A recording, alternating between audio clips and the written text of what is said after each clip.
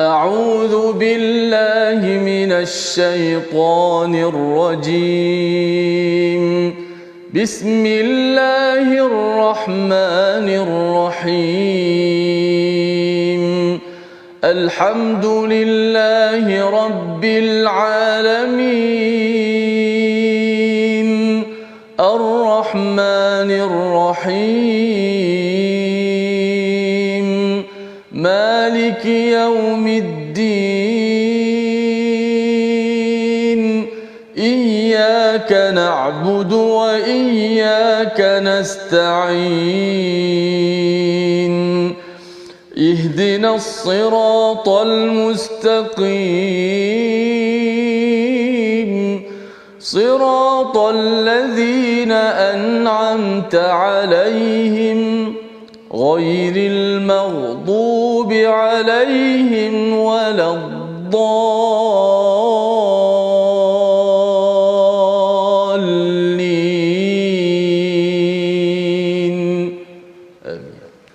Assalamualaikum warahmatullahi wabarakatuh. Alhamdulillah wassalatu wassalamu ala Rasulillah wa ala alihi wa man wala syada la ilaha illallah syada Muhammadan abduhu wa rasuluhu. Allahumma salli ala sayidina Muhammadin wa ala alihi wa sahbihi ajma'in. Amma ba'du. Apa khabar tuan-tuan dan puan yang dirahmati Allah sekalian? Kita bertemu dalam My Quran Time.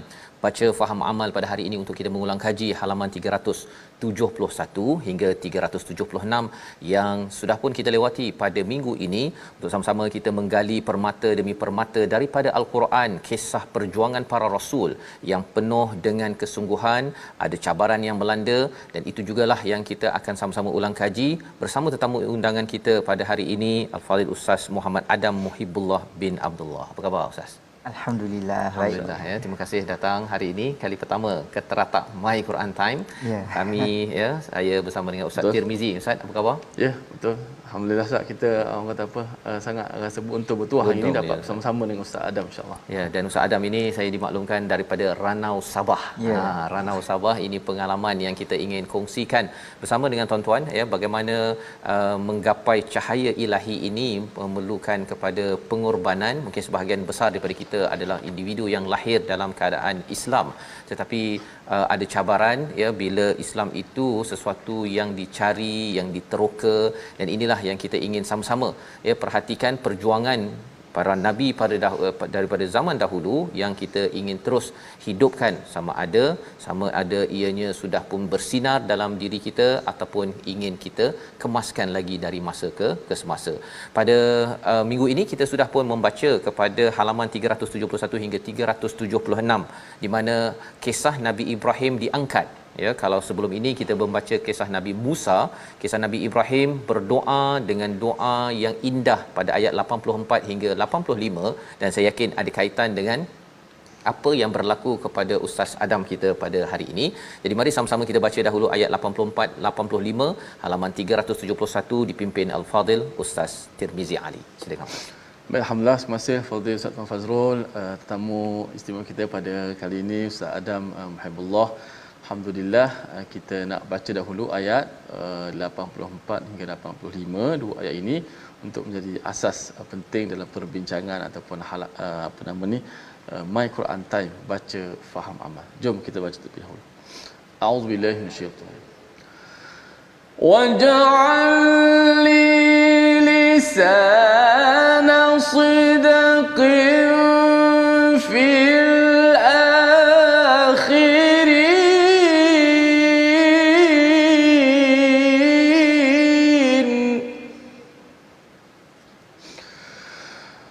واجعل لي لسان صدق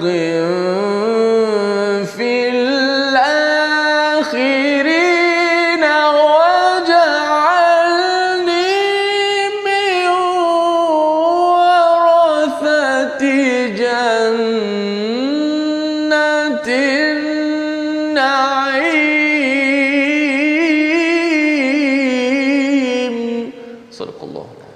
Dan jadikanlah aku buah mulut yang baik bagi orang-orang yang datang kemudian, dan jadikanlah aku termasuk orang-orang yang mewarisi syurga yang penuh kenikmatan. Inilah sambungan daripada doa Nabi Ibrahim yang berada pada ayat 84-85. Nabi Ibrahim berdoa agar beliau dijadikan sebagai buah mulut, lisan nasidqin, ya, buah mulut yang baik, yang benar, fil akhirin, kepada akhirin, kepada orang-orang yang selepasnya, orang-orang yang kemudian selepas Nabi Ibrahim hadir. Nabi Ibrahim seorang sahaja yang beriman pada waktu itu, dia adalah sebagai satu ummah, tapi seorang, tak ramai follower Nabi Ibrahim. Tetapi dengan doa ini, salah satu daripada bukti terkabulnya doa Nabi Ibrahim ini adalah kita semua, termasuklah pengalaman Ustaz Muhammad Adam, daripada seorang individu yang belum beragama Islam, tetapi bila Nabi Ibrahim berdoa, maka kita melihat pengalaman Ustaz Adam sendiri. Kalau boleh berkongsi bagaimana Ustaz Adam berkenalan dengan Islam dan akhirnya kembali kepada agama fitrah ini, apabila keluarga masih lagi ada sampai sekarang yang masih lagi belum, ya, kembali kepada agama fitrah ini. Silakan Ustaz Adam. Okey, baik. Bismillahirrahmanirrahim. Alhamdulillahirabbil alamin, wassalatu wassalamu ala asyrafil anbiya'i wal mursalin wa ala alihi wa sahbihi ajma'in. Baik, sebelum daripada perkongsian tentang macam mana memeluk agama Islam, rasanya elok kiranya untuk saya brief sedikit keluarga saya ni macam mana. Ya, silakan. Sebabnya kadang-kadang orang akan tanya lepas saya dah explain, mereka akan tanya, kenapa keluarga macam ni? Kan. Okey, saya dibesarkan di sini sebenarnya. Banyak dibesarkan di sini, cuma saya lahir di Sabah. Saya lahir di Sabah waktu tu, sehingga saya hanya membesar di Sabah sehingga umur saya 8 tahun. Ibu dan ayah saya bercerai waktu umur saya setahun 3 bulan. Dan lepas penceraian tu, ayah ke Pulau Pinang, berkahwin dengan orang Pulau Pinang. Saya terpisah dengan ibu saya lah daripada umur setahun 3 bulan. Dan saya duduk dengan datuk dan nenek sehinggalah mereka meninggal dunia, dan barulah ayah bawa ke Pulau Pinang. Jadi dalam keluarga mereka adalah orang-orang yang sangat berpegang dengan agama yang lama. Dan saya pun ke arah itu juga. Dan saya ingat saya sangat aktif waktu tu dalam gereja sebagai pemimpin pujian, gospel singer. Kalau inilah mungkin ada yang boleh tak tahu. nyanyi sekali lah. Ya. Di sini tak boleh Ustaz. Okey, baik. Jadi sepanjang tempoh tu saya terdidik dengan agama yang lama, dan dalam didikan itu kita dah sebati. Bila sebati, kita tak akan terima agama yang lain.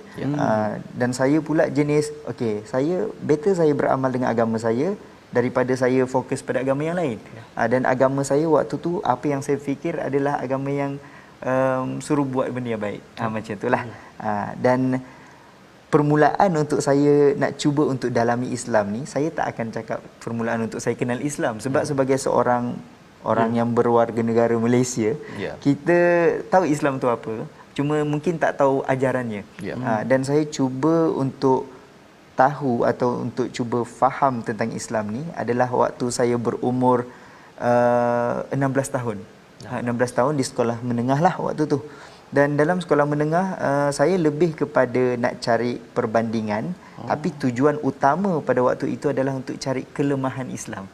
Sebab apa? Waktu tu saya kononnya nak cuba buktikan sesuatu pada komuniti agama saya yang lama. Ini di sekolah menengah ya? Sekolah menengah, ya, betul. Sebab waktu tu saya dah mulai aktif dengan missionaries, dan bila cuba buat pengkajian tu pada 3 aspek, pada sudut ketuhanan, kitab dan juga tingkah laku. Dan kat sinilah sebenarnya bila kita mula untuk mengkaji, cuba untuk mendalami tentang Islam, sebaliknya kita dapat saya nak cari benda yang buruk, tapi kenapa yang saya dapat ni jawapan? Saya timbulkan persoalan, dapat jawapan. Cari keburukan, dapat kebaikan. Dan bila dah dapat situasi macam tu, ego tu tinggi. Ego tu dalam diri tu rasa macam tak apalah, agama dia, agama saya. Selagi mana saya beramal dengan agama saya, so saya rasa tak ada masalah. Dan saya ada satu sifat dulu yang agak kita sebut sebagai ialah ego yang tinggi, sampai saya kata macam ni, halah, tengoklah Islam, tengok orang-orangnya, cakap cakap besar je dululah kan, dulu saya cakap besar je. Mereka cakap agama diorang bagus, apa suci, bersih, menyeluruh dan sebagainya, tapi mereka tak beramal dengan agama mereka. Ni saya yang orang kata agama tak betul dan sebagainya, saya beramal dengan agama saya. Jadi macam mana kamu nak buktikan yang agama Islam tu lebih baik daripada agama saya? Itu waktu itulah. Jadi kerana ego tu terlampau tinggi yang membuatkan saya rasa okey tak apa, saya kekal kat situ. Dan yang memecahkan ego tu sebenarnya adalah takbir raya. Takbir raya. Mungkin pelik, tapi kita tahu hidayah Allah ni datang dengan pelbagai cara. Betul. Kalau kita tengok balik kisah-kisah orang yang memeluk Islam, ada macam-macam cara Allah beri hidayah kepada mereka. Dan ada yang kata saya dapat hidayah melalui cara ini mungkin sebab saya kecenderungan saya kepada muzik atau nyanyian. Tapi bagi saya ini semua kerja Allah lah kan. Cuma waktu mula-mula dengan takbir raya tu, yang ni kisah yang memang saya banyak kongsikan. Waktu tu time sebelum raya, waktu time puasa, kita dah dengar lagu-lagu raya, kita dah dengar drama-drama raya yang ada semualah unsur-unsur raya ni kan, termasuklah takbir raya. Jadi bila dengar, saya kira takbir raya bukan pertama kali saya dengar, maksudnya sebagai rakyat Malaysia bukan pertama kali kan. Tapi waktu tu bila dengar, tiba-tiba timbul satu rasa sedih, sayu, berdebar-debar pun ada. Tapi waktu tu saya rasa, kenapa saya rasa macam ni? Macam tak dapat nak explain, tak dapat nak jelaskan kenapa perasaan tu semakin kuat. Dan saya ingat saya pergi pada kawan saya tanya pada kawan saya, cakap macam ni. Islam ke bukan Islam? Orang Islam. Sebab waktu tu sepanjang sekolah menengah, untuk pengetahuan, saya pindah randah rumah kawan sebenarnya. Sebab kan ada sedikit masalah di Pulau Pinang. Jadi saya ke Selangor. Ini bukan pasal kes buli ya? Bukan. Okey. Tengah hot isu tu sekarang kan. Okey. Jadi waktu tu saya tanya pada kawan saya yang Islam ni, saya tanya macam ni. Kenapa ya bila saya dengar takbir raya kamu ni, saya cakap kamu. Saya cakap kenapa bila saya dengar takbir raya ni, saya rasa sayu, rasa sedih, berdebar-debar pun ada, rasa macam ada sesuatu yang nak datang tapi saya tak tahu apa. Macam saya risau dengan benda tu. And then jawapan kawan saya ni saya ingat sampai sekarang, katanya macam ni. Biasalah tu takbir raya orang Malaysia, mendayu-dayu buat orang sedih tak dapat balik kampung, katanya. Jadi waktu tu saya, apa yang dalam minda saya waktu tu, saya macam susah nak terima sebab saya jenis yang suka pada jawapan yang lebih strong. Lebih kukuh. Tapi by then saya pun fikir tak apalah jawapan dia, mungkinlah kot, mungkin. Jadi saya pun mulalah dengar balik, semakin kuat. And then satu saat saya rasa kenapa rasa ni tak hilang-hilang. Saya pergi pula cari kat YouTube, saya tengok, saya nak cuba cari tentang takbir raya ni lah apa sebenarnya kan. Dan saya jumpa takbir raya orang-orang yang bukan daripada Nusantara, yang tak beralun, tak mendayu-dayu pun. Tapi bila dengar sama dan tambah kuat. Tambah kuat. Jadi waktu tu saya fikir kawan saya punya jawapan ni tak boleh pakai. Waktu tu lah. Tapi by then tak ada masalah pun nak mendayu ke dan sebagainya. Dan selepas daripada tu barulah saya berdoa dalam beberapa hari dalam bahasa yang saya faham. Dan konten doa saya waktu tu adalah saya nak minta petunjuk pada Tuhan yang menciptakan langit dan bumi. Saya tak kisahlah mana satu lebihnya antara dua-dua ni, tapi saya nak minta petunjuk pada Tuhan yang itu. Sebab dalam dua-dua agama ada sebut tentang perkara ini. Jadi dah beberapa hari berdoa, sampai satu pagi saya bangun dalam keadaan yang masih lagi macam ni, tak ada perubahan, muka masih macam ni. Jadi bangun-bangun tu dia timbul dengan beberapa persoalan. Yang pertama saya ingat waktu tu soalan yang timbul, benda yang remeh, macam mana agaknya kalau saya pakai kopiah. Lepas tu saya gelak sendiri, mesti lawak. Dia jadi macam tu. Dan fikir balik, macam mana agaknya rupa saya kalau saya pakai jubah. Mesti macam kungfu Cina yang lama-lama tu kan, dia pakai baju yang agak panjang, ada belah kat tepi. Lepas tu gelak sendiri. Tapi timbul satu persoalan yang buat saya terfikir dan saya terdiam. Soalan tu, macam mana agak-agaknya kalau saya jadi orang Islam. Terus saya macam terdiam, tapi macam mana? Dia mula jadi macam tu. Dan bila saya cuba yakinkan diri, cakap okay, why not I try. Macam mana kalau saya cuba kan? Kalau tak jadi apa, saya keluar balik. Tu waktu tu lah mula-mula tu lah. Jadi saya pergi pada kawan saya, cakap balik pada dia, saya nak cuba memulih Islam. And then kawan saya pun cakap, okey tak apa, jumpa ayah saya, kita pergi pejabat agama. Dan pergi pejabat agama, waktu tu pejabat agama tutup hujung minggu. Hari Ahad tu saya sempat pergi gereja lagi, Isnin tu baru pergi pejabat agama. Dan waktu itulah alhamdulillah pertama kali saya dapat sebut satu kalimah yang saya kira hadiah yang cukup besar untuk saya lah. Asyhadu an la ilaha illallah wa asyhadu anna Muhammadar Rasulullah, dengan sungguh-sungguh. Sebab sebelum tu itu bukan kalimah yang baru atau asing bagi saya, tapi bila dapat sebut dengan sungguh-sungguh, dengan hati, waktu itulah yang baru saya dapat rasakan satu keindahan yang tak dapat dijelaskan dengan kata-kata. Masya-Allah, itulah pengalaman daripada Al-Fadhil Ustaz Muhammad Adam Muhabbullah yang seterusnya mengambil ijazah bahagian dakwah dengan pengurusan sumber insan, ya. Selepas itu untuk mendalami lagi apa yang ada dalam agama fitrah ini, dan ianya berliku-likulah, ya, dengan 1.5 tahun sudah terpisah daripada mak ayah yang bercerai, dan semua itu adalah aturan daripada Allah Subhanahu Wa Taala yang membawa kepada komitmen pada agama lama yang bagus, kan, yang kuat. Rupa-rupanya dengan komitmen untuk mencari kebenaran itu, Tuhan bawakan kepada kebenaran yang sebenarnya. Inilah perjuangan Ustaz Muhammad Adam, ya, untuk meneruskan, ya, kebenaran apa yang didoakan oleh Nabi Ibrahim sebentar tadi, ya. Kalau katakan Ustaz Adam tadi pun doa, kan, dia doa ni dia tak pernah fail, kan, walaupun ketika berada bukan beragama Islam ke, dah beragama Islam, tetap juga doa itu dikabulkan oleh Tuhan yang sama. Mungkin yang berdoa tu saja rasakan, oh mungkin Tuhan A, B, C, tapi Tuhan satu sahaja yang mengkabulkan semua perkara ini. Dan inilah bukti-bukti dalam kehidupan kita, tuan-tuan, yang boleh membina keimanan kita. Disebabkan itulah dalam surah Asy-Syu'ara ini kita lihat berkali-kali Allah mengulang satu ayat ataupun dua ayat yang kita tengok berkali-kali. Lepas kisah Nabi ataupun lepas kisah tumbuhan Allah bawakan, lepas kisah Nabi Musa dibawakan, kisah Nabi Ibrahim dibawakan. Kita baca daripada ayat 121 hingga ayat 122, daripada halaman 372 untuk Allah ulang banyak kali tentang realiti manusia. Kita baca bersama dipimpin Al-Fadhil Ustaz Tirmizi Ali. Silakan Ustaz. Baik, terima kasih Fadhil Ustaz Fazrul, Ustaz Muhammad Adam, yang sudah pasti kita nak dengar lagi, ya, bagaimana bibit kehebatan hidayah Allah Subhanahu Wa Taala ni yang boleh masuk dalam hati manusia, walaupun, ya, bermacam-macam perkara yang berlaku, kata asbab dia, tapi subhanallah, dengan takbir raya, ada yang dengan azan, ada yang dah dengar kuliah lama dah, parking kereta kat masjid tapi tak masuk Islam lagi, tapi bila masuk Islam dah faham dah hukum fiqh sebab selalu dengar. Masya-Allah. Baik, kita baca ayat 121 hingga 122. A'udzubillahi minasyaitanir rajim.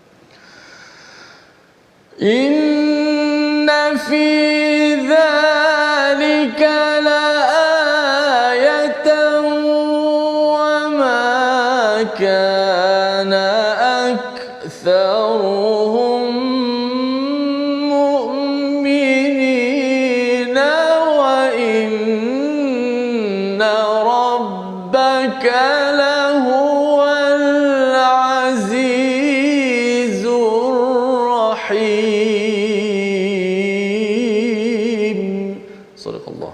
Sesungguhnya demikian itu benar-benar terdapat tanda kekuasaan Allah, tetapi kebanyakan mereka tidak beriman. Sesungguhnya Dialah yang Maha Perkasa lagi Maha Penyayang. Ini adalah kesimpulan daripada Allah Subhanahu Wa Taala selepas peristiwa Nabi Nuh alaihi salam, di mana bagaimana mereka degil kepada peringatan yang dibawakan oleh Nabi Nuh dan akhirnya mereka itu ditenggelamkan. Itu adalah bukti sejarah.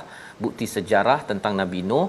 Ada orang yang mengambil itu sebagai ayah kebesaran yang menyebabkan dia kembali kepada fitrah agama, tetapi ramai yang tidak beriman. Dia kata tak payahlah, kan, kerana ego, macam Ustaz Adam cakap tadi, kan, maksudnya dengan dah tahu kebenaran tapi disebabkan ada perkara lebih penting, tetapi perasaan itu tetap wujud, ya, perasaan itu dia akan datang dan datang dan datang. Itulah cara hidayah sampai. Allah menyatakan wa inna rabbaka lahuwal azizur rahim. Subhanallah, Allah Maha Perkasa.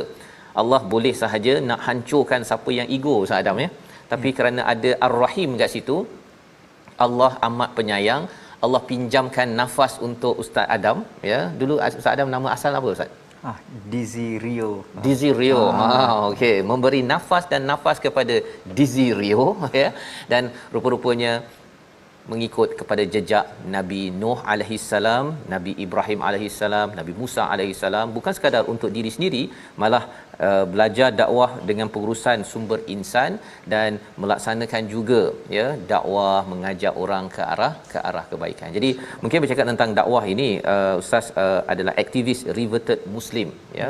Mungkin boleh perkenalkan sedikit apakah sebelum kita pergi kepada dakwah ini, bila dah bersyahadah itu ya, bersyahadah itu apa yang berlaku dalam keluarga? Adakah keluarga okey kan, ataupun keluarga kata get out ke, atau apa pengalaman ustaz? Sila.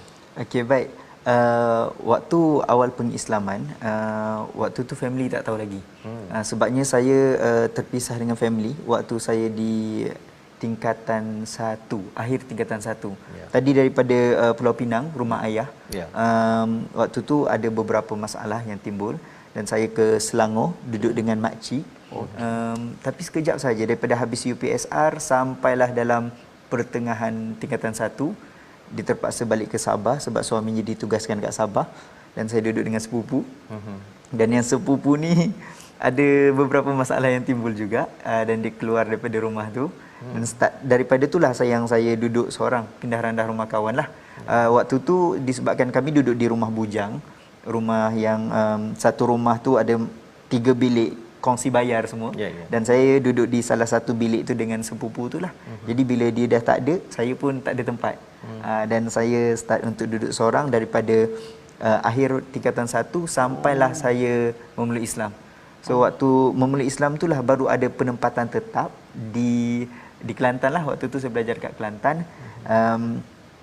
Sepanjang tempoh memeluk Islam tu, awal tu family belum tahu lagi. Mereka tak tahu sebab dah lost contact, cukup lama.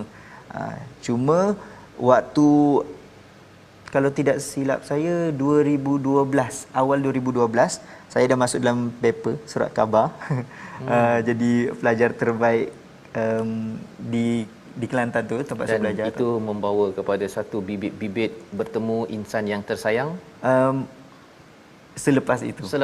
Jadi kita nak lihat Ustaz Adam ya tentang peristiwa itu sebentar lagi ya. Kita berehat dahulu bagaimana perjalanan Ustaz Adam bersama cahaya Al-Quran menjejak kepada Nabi Nuh, Nabi Musa, Nabi Ibrahim alaihissalam. Kita berehat sebentar. My Quran Time, baca faham amal.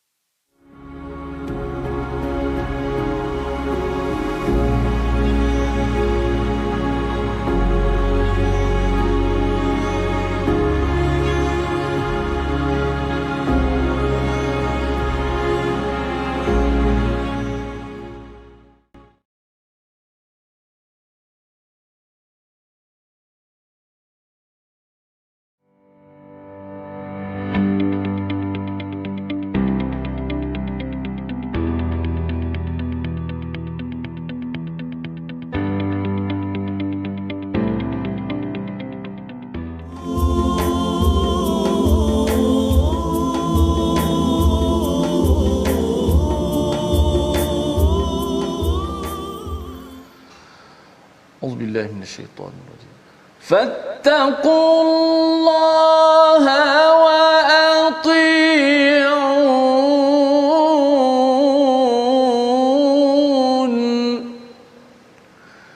ولا تطيعوا أمر المسرفين.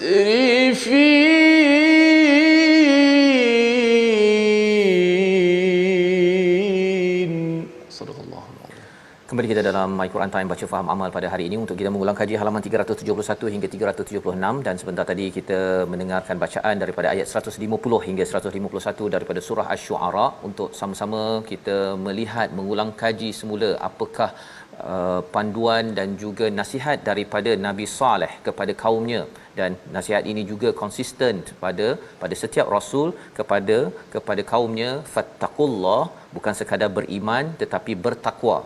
Iman ini dalam hati, tetapi diambil tindakan itulah bertakwa untuk mengelakkan pelbagai cabaran dalam kehidupan, dan dipasangkan dengan istilah wa ati'un.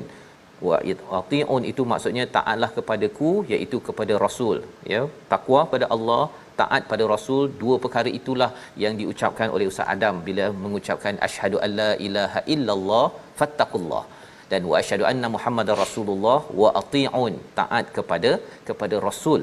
Dan perjalanan itu bila dah belajar sebentar tadi, ya, mungkin Ustaz Adam boleh menyambung balik, ya, kisah bagaimana bila dah masuk surat khabar tersebut.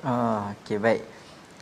Bila dah masuk surat khabar waktu tu, barulah family tahu sebenarnya.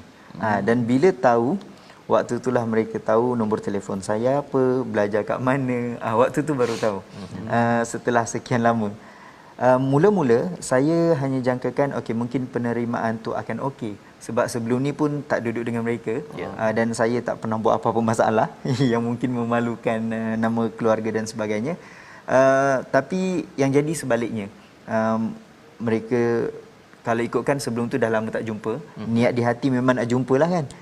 Duduk pula di Semenanjung, mereka di Sabah. Jadi perasaan tu semakin jauh sebab mereka tiba-tiba macam senyap, macam seolah-olah kita dipulaukan macam tu. Dan yang lebih teruk lagi sebenarnya adalah daripada yang saya kira mungkin saudara mara yang jauh, yang saya pun tak tahu dari mana dan sebagainya sebab dah lama tak jumpa. Jadi memang kita tak kenal sangat. Dan ada yang hantar mesej-mesej yang berbau ugutan, orang kata cacian, makian. Dan saya ingat lagi ada sekali tu saya ke pasar malam dengan badan saya yang kecil ni, tiba-tiba ada di mana? Di Sabah, di Selangor. Di Selangor. Okay. Saya lepas dah duduk Selangor, saya dah tak balik Sabah untuk tinggal sana. Tapi kalau setakat balik tu saya akan cakap pada kawan saya balik bercuti. Macam saya pula pelancong ni. Okay, jadi waktu saya kat pasar malam tu ada seorang ni badan dia agak mungkin setinggi ustaz berdua ni. Datang pada saya, dia cakap kamu ni pengkhianat agama. Lepas tu dia tolak saya. Saya terjatuh ke belakang. Tapi tak dapat nak buat apa-apa sebab benda tu sangat pantas. Dia pantas. Kita tak sempat nak bertindak apa-apa. Sampailah kawan saya semua macam leraikan dan bawa saya ke tempat lain lah. Itu antara beberapa cabaran yang saya kira masih kecil lagi jika nak bandingkan dengan ramai lagi reverted Muslim yang lain lah. Dan start daripada tu yang keluarga mula tahu dan ada beberapa lagi perkara yang kita kira sebagai saya akan sebut kemanisan lah kot.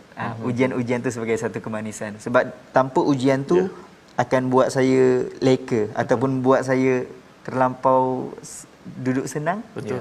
Kan, dan tak mendalami betul-betul agama yang saya pegang sekarang lah. InsyaAllah itu adalah pengalaman, ya, bagaimana Ustaz Adam, ya, bertemu dengan hidayah, dan rupa-rupanya bukan semua orang menerima dengan hati terbuka, ya, terutama bagi saudara-saudara yang mungkin tak kenal tapi bila sudah mengenali kepada Ustaz Adam, ada cabaran, ya, ada cabaran yang tersendiri yang kita bersyukur pada Allah Subhanahu Wa Taala bila kita dimudahkan.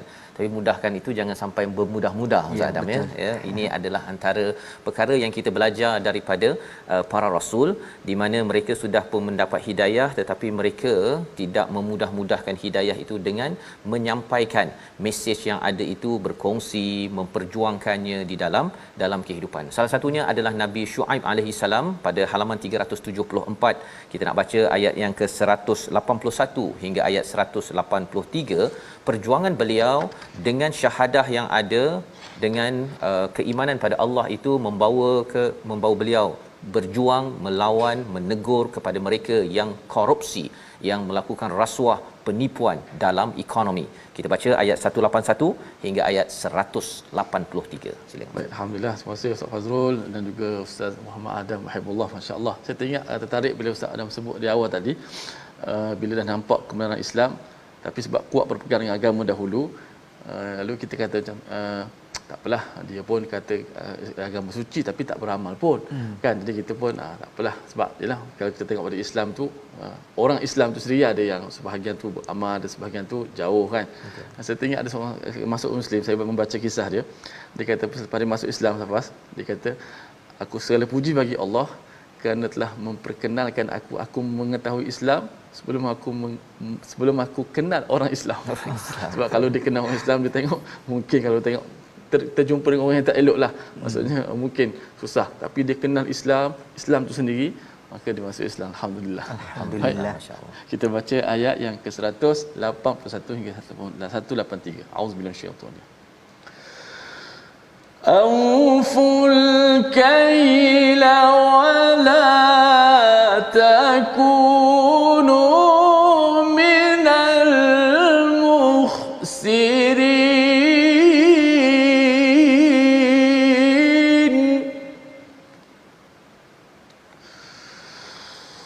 وزنوا بالقسطاس المستقيم ولا تبخسوا الناس أشياءهم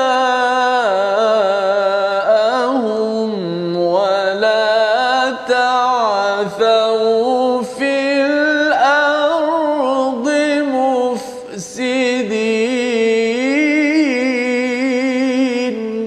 صدق الله العظيم. Surah Al-Azim ayat 181, sempurnakanlah sukatan dan jangan kamu merugikan orang lain, dan timbanglah dengan timbangan yang benar, dan janganlah kamu merugikan manusia dengan mengurangkan hak-haknya, dan janganlah kamu membuat kerosakan di muka bumi. Inilah perjuangan takwa oleh Nabi Shu'aib, kerana isu pada waktu itu adalah isu ekonomi, di mana ramai orang-orang bisnes menipu antara satu sama lain. Mereka mengurangkan timbangan, mereka menukar timbangan, mereka mengurangkan hak-hak yang diperoleh oleh orang ramai. Dan ini adalah perjuangan yang bukan sekadar pada Nabi Shu'aib, inilah perjuangan hingga sekarang.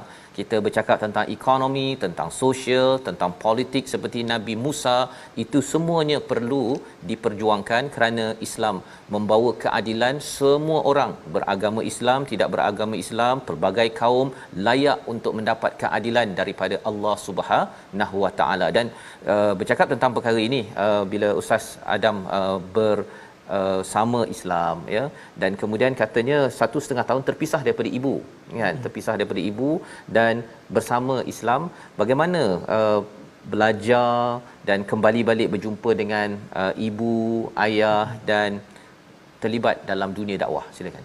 Okey, baik. Saya bertemu dengan ibu saya waktu umur saya 25 tahun. 25. Ya, waktu umur saya 25 tahun, daripada berumur setahun 3 bulan tu sehinggalah umur 25 tahun baru jumpa. Waktu tu sebenarnya agak janggal mula-mula. Tapi yang buat saya rasa teruja nak jumpa adalah sebab ibu saya dah Islam. Islam. Ya, waktu tu ibu saya dah mula Islam, alhamdulillah. Dan kita mula-mula tu saya rasa berdebar sebab risau nak sebut yang saya dah Islam sebenarnya. Tapi bila tahu yang ibu saya dah Islam, saya rasa ya, subhanallah, Allah permudahkan. Jumpa di mana? Di Selangor? Di Sabah. Di Sabah. Mula-mula tu dapat nombor telefon daripada sepupu saya. Yang mana sepupu saya ni pun sebenarnya alhamdulillah hari tu 2 bulan yang lepas saya bawa untuk memulai Islam, alhamdulillah. Dan dia ni lah yang memberikan nombor telefon mak saya kepada saya, sebabnya ibunya dengan ibu saya macam kawan lah, geng-geng menantu di sebelah ayah lah. Jadi bila dapat nombor telefon, cuba hubungi dan set masa bila nak jumpa, dan bila dah jumpa kat Sabah tengok bertudung dan sebagainya, alhamdulillah. Waktu dah Islam lah. Dan waktu jumpa dapat tahu pula anak-anak mak, kira adik saya lah dengan ayah yang lain, juga Islam juga. Saya waktu tu sangat bersyukur sebab dipermudahkan. Di sebalik kesusahan ujian, ada berita gembira kemanisan. Ya, betul. Dan waktu itulah saya betul-betul rasa bersyukur, dan saya rasa ya Allah, ini baru sikit ni sebenarnya yang Allah nak bagi, dan saya percaya lepas tu mesti ada banyak lagi. Walaupun keluarga yang lain ramai lagi yang belum Islam, ayah pun belum Islam, tapi ini semua proses, kan, dan bergantung pada kita juga bagaimana akhlak kita dengan mereka, kan. Walaupun dah Islam, berbeza agama, tak bermakna kita kena putuskan. Macam sekarang ni pun dengan segala pencapaian yang kita tunjukkan, dengan segala tindakan yang kita tunjukkan, keluarga pun dah boleh menerima sikit demi sikit. Mungkin bukan sepenuhnya, tapi macam sebutkan tadi, ini semua proses, insya-Allah. Ustaz Fah sebut insan tersayang. Saya pun tertanya tadi Ustaz. Ya, itu yang bila bercakap tadi tentang ibu tadi tu, ya, bila terpisah sampai 24 tahun itu, dan bertemunya itu, ya, lahirnya dalam keadaan bukan Islam, kemudian bertemunya dalam keadaan dua-dua Islam, tanpa yang dua-duanya bercakap pasal Islam. Kalau kita fikirkan rasa macam mana ni kan, Aturan Allah tapi tu. aturan Allah inilah yang seperti mana Nabi Musa itu bertemu Nabi Syuaib, ya, Nabi Musa tu pasal dia terbuat silap dekat Mesir kan, dia tertolak orang dan terbunuh, dia lari sampai ke Madian, rupanya jumpa dua orang wanita yang nak ambil air, nak ambil air, dan kerana memperjuangkan keadilan jumpalah dengan bapa kepada si wanita tadi. Rupanya itulah juga yang menjadi pasangan yang berjuang balik ke Mesir. Kalau nak fikirkan, Nabi Musa pergi atas dasar silap dan pergi ke sana pun kerana tolong orang yang tak kenal, tidak pun disangka bahawa itu adalah perkara yang dirakam, sehingga kembali keluarga itu, ya, bertemu dengan Allah Subhanahu Wa Taala dan berjuang menentang ataupun memberitahu kepada Firaun dan membawa Bani Israel menuju kemenangan. Jadi pengaturan Allah ini, ya, kalau nak tengok Nabi Musa kena kejar tu boleh tahan perasaannya tuan-tuan kan. Takutnya dikejar tentera Mesir pada waktu itu. Tetapi rupa-rupanya cara Allah mengatur, yang penting ialah kita tahu kita adalah hamba kan, yang diberikan peluang oleh Al-Azizur Rahim yang kita baca berulang kali dalam surah Asy-Syu'ara. Itu sebabnya surah Asy-Syu'ara ni dia pengulangan Al-Azizur Rahim itu amat mendamaikan.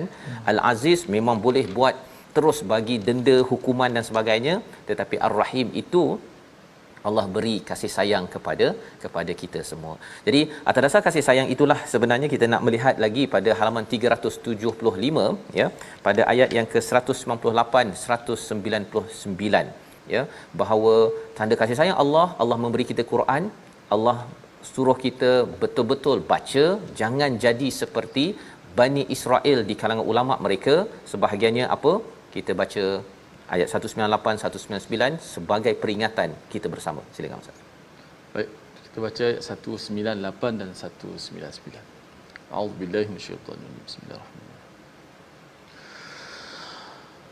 Walau nazzalnahu ala ba'dil a'jamin faqara'ahu alaihim ma kanu bihi mu'minin.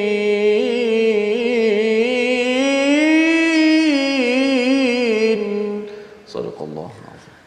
Dan seandainya Al-Quran itu kami turunkan kepada sebahagian daripada golongan bukan Arab, lalu dia membacakan kepada mereka orang-orang kafir, nescaya mereka tidak juga beriman kepadanya. Apa maksudnya? Apabila ada yang mempersoalkan, Quran ini dalam bahasa Arab, ya, tukarlah bahasa lain sudah mudah sikit kami baca, belajar dan beriman.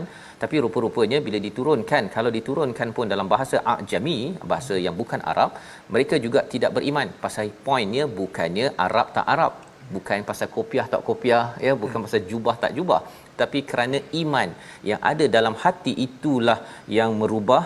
Dan bersama Ustaz Adam bila bercakap tentang Quran ni, Ustaz Adam, ayat favorite Ustaz Adam apa sepanjang bersama fitrah cahaya ini? Allah, ayat Quran favorite, kalau ikutkan satu Quran ni favorite. Okay, tapi cumanya yang saya kira mungkin ada dua ayat dalam Al-Quran ini yang jadi pegangan saya waktu awal-awal memulai Islam sehinggalah sekarang, dan sangat berkait rapat dengan kisah kehidupan saya tadi. Yang pertama, la yukallifullahu nafsan illa wus'aha, dan yang satu lagi fa inna ma'al usri yusra, inna ma'al usri yusra. Jadi dua ayat ni yang memang jadi pegangan saya daripada dulu, kerana maksudnya pun sangat kena dengan kisah saya dan sangat kena dengan situasi saya pada waktu itu. Ustaz Adam nampak dia punya kebenaran ayat. Ya, betul. Dan ayat sebenarnya ayat la yukallifullahu nafsan illa wus'aha adalah antara ayat dalam pengkajian saya waktu sebelum memulai Islam tu. Itu antara yang saya terbaca. Jadi yang sampai sekarang saya pegang. Dia bahagian apa ayat itu, nanti mungkin Ustaz Tir boleh baca ayat tersebut sebagai hadiah daripada program ini. Tapi apa yang Ustaz Adam nampak daripada ayat itu, kaji sehingga membawa kepada cahaya fitrah ini? Okay, dalam la yukallifullahu nafsan illa wus'aha, Allah sebutkan Allah tidak akan bebankan hamba-Nya melainkan dengan kemampuannya. Dengan kehidupan saya yang saya kira agak tunggang langgang, dengan keluarga yang berpecah belah, dengan kehidupan yang sendirian. Saya ingat lagi dulu sepanjang sekolah menengah, survive sendiri. Cari yuran duit dapat mana? Okey, yang yuran semua sebenarnya saya kat sekolah saya sangat aktif masuk pertandingan. Tapi sebelum daripada masuk pertandingan tu, saya pernah kutip besi buruk, botol-botol kosong, semata-mata untuk cari duit untuk makan waktu tu sahaja. Itu kenangan. Dan selepas daripada tu saya aktif masuk pertandingan di sekolah, nyanyian dan sebagainya, untuk dapat hadiah, dapat duit.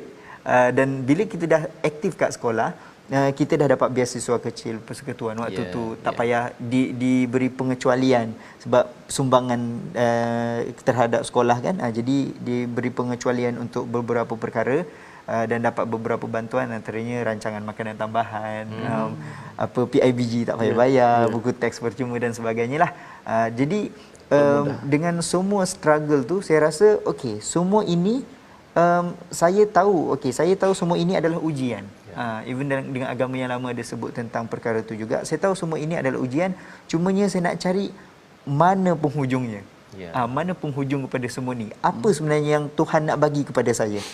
Jadi bila nampak jumpa ayat ni, saya rasa macam ini satu jawapan yang sangat kuat. Cuma macam sebutkan tadi lah, ego tu masih tinggi lagi.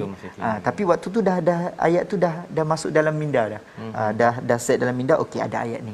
Sampailah bila dah memeluk Islam tu, lagilah tambah kuat pegang dengan ayat ni lah. Lagilah nampak jawapannya kat situ. Rupanya sepanjang kesusahan ni, semua kesusahan yang ada ni, sebenarnya Allah nak bagi satu benda ni yang sangat indah, which is hidayah lah kan, Islam ni sendiri. So, waktu tu barulah nampak satu demi satu. Dan kesinambungannya apabila dah memeluk Islam, kan, kita nampak okey ini hadiah Allah. Dan kita dapat tentangan yang macam sebutkan tadilah, dah lah sebelum ni memang tak jumpa dengan family dan sebagainya.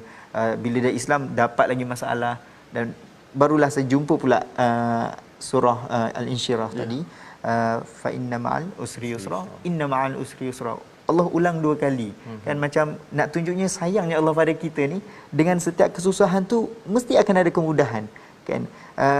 Dan kalau kita sendiri sebagai manusia biasa, selalu kalau kita nak pujuk orang atau kita sayang dengan seseorang, kita akan sebut 2 kali kan. Ini contoh sajalah. Kan kalau contoh kita nak pujuk, macam alah janganlah macam tu, sabarlah sikit, nanti bagi gula-gula ya. Contoh, tak apa nanti saya beli gula-gula. Seolah-olah macam itulah satu waktu pujukan tu. Allah lah. Ya betul. Jadi bila dah macam tu, saya lagi tambah kuat rasa okey, ini adalah pilihan yang betul. Setiap ujian ni, ini adalah untuk jadikan saya lebih kuat, untuk menjadikan saya Muslim yang lebih matang, kan, yang lebih matang dan lebih menghayati. Dan bila ada pegangan tu yang buatkan saya fikir, okey, semua ini adalah untuk kebaikan saya sendiri, dan akan datang nanti mesti ada sesuatu yang Allah nak berikan. Bukanlah kita nak harapkan sesuatu yang bersifat kebendaan, tapi yang paling penting redha Allah tu sendirilah. InsyaAllah. Itulah perkongsian perjalanan hidup Ustaz Muhammad Adam Muhabbillah bin Abdullah, ya, sebagai seorang insan yang 1 tahun setengah terpisah daripada ibu ayah, ya, pelbagai cabaran, dan terpisah dengan ibu selama 24 tahun. Tapi rupa-rupanya ketentuan Tuhan untuk menemukan dalam agama fitrah ini sebagai satu perkara yang amat indah. Kita doa pada Allah Subhanahu Wa Taala, Allah izinkan kita bersama istiqamah atas jalan hidayah ini, kerana pastinya ia bukan sekadar kita ambil begitu sahaja, tetapi ia perlu diperjuang, dijaga betul-betul dalam kehidupan kita seharian. Jadi kita berdoa di hujung ini, ya, memohon Allah kekalkan. Kita minta Ustaz Adam berdoa memimpin bagi rakyat Malaysia seluruh dunia, insya-Allah. Silakan. Allah. Saya insya-Allah doa ni saya guna bahasa Melayu lah, supaya semua orang boleh faham. Mana tahu ada yang di luar sana yang bukan Islam juga, ataupun keluarga-keluarga saya, keluarga sahabat-sahabat Riverted Muslim yang lain sama-sama boleh mendengar juga. Okey, baik. A'udzubillahi minasyaitonirrajim. Bismillahirrahmanirrahim. Alhamdulillahirabbil alamin, wassalatu wassalamu ala asyrafil anbiya'i wal mursalin wa ala alihi wa sahbihi ajmain. Ya Allah ya Rahman ya Rahim, ampunkanlah dosa kami, ampunkanlah dosa kedua ibu bapa kami, ampunkanlah dosa keluarga kami, ampunkanlah dosa seluruh umat Islam ya Allah. Ya Allah ya Rahman ya Rahim, kami mohon kepadamu ya Allah, sebagai hamba yang sangat hina, sebagai hamba yang sangat lemah, kami mohon kepadamu, berilah hidayah kepada seluruh umat Islam dan seluruh keluarga kami yang belum Islam ya Allah. Ya Allah ya Rahman ya Rahim, kami tahu kami tidak punya apa-apa, kami tahu kami tidak punya kelebihan-kelebihan yang lain, hanya padamu kami berserah ya Allah. Jadi tetapkanlah iman kami ya Allah, daripada awal hingga akhir hayat kami ya Allah. Jadikanlah kami Islam yang beramal, yang menghayati dengan agama ini ya Allah. Ya Allah ya Rahman ya Rahim, kepada yang belum Islam ya Allah, kau berilah hidayah kepada mereka ya Allah. Sesungguhnya Engkau Maha Pengasih lagi Maha Penyayang ya Allah. Ya Allah, berikanlah kesedaran kepada kami, berikanlah rasa kepada kami ya Allah, kerana kami tahu sangat susah buat masa ini untuk kami kekalkan adalah rasa keseronokan beribadat, keseronokan rasa hidup bertuhan ini ya Allah. Kekalkanlah semua ini dalam diri kami sehingga akhir hayat kami ya Allah. Tidak banyak yang kami inginkan ya Allah, kami hanya inginkan rahmat dan redha daripada-Mu ya Allah.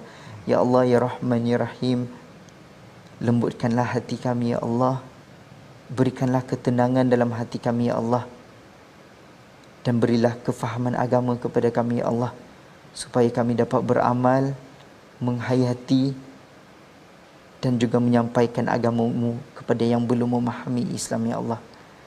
Ya Allah ya Rahman ya Rahim, semoga dengan usaha yang sedikit ini ya Allah, dengan doa dan harapan yang sedikit ini ya Allah, semoga setiap orang di luar sana ya Allah dapat mengenal agama-Mu dan akhirnya dapat menghayati dan juga merasai keindahan sebenar sebagaimana yang saya rasai, sebagaimana yang kami semua rasai, yaitu keindahan Islam, keindahan iman ini sendiri ya Allah.